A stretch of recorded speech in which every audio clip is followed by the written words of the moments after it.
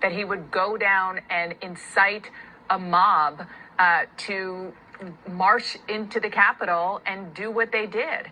I think that the failure, as people said after 9/11, was the lack of imagination of what, if in the wrong hands, what people can do to create harm. And right now, the president has shown only that he is the person who he has the wrong hands.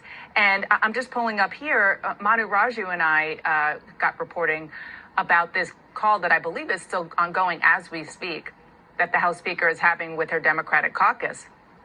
And she said, just as a follow-up to her letter about the conversation she had with Milley, she told her caucus that she got assurances from Mark Milley, who's, of course, the top military commander, that there are safeguards in place in the event that President Trump wants to launch a nuclear weapon, per sources familiar with that conversation.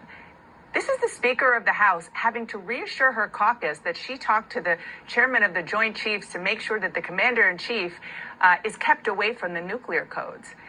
This isn't because she's being an alarmist. It's because she's being a realist.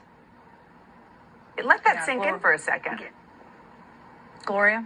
Can I just say also, you have a president and a vice president who don't seem to be communicating at all, because the president is so mad that the vice president didn't do his bidding in the Congress the other day, and the vice president is rightly upset that the president and his team weren't concerned about his safety when people were running around the Capitol looking to execute him.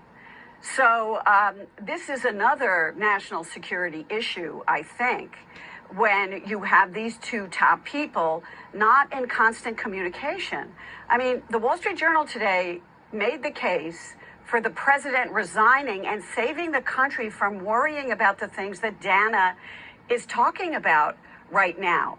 But we know that the president does not seem inclined to do it, even if Mike Pence were to say, look, I can pardon you, because the president is now saying, oh, well, I can pardon myself. Yeah.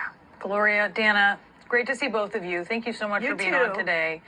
And next, a Democratic Congresswoman will join us. She just got off the phone with her party about moving forward on impeachment. Hear what happened there. Plus, a former Capitol Hill police officer is going to join us to react to the double standard of the treatment of white protesters and black protesters, or white insurrectionists and black protesters.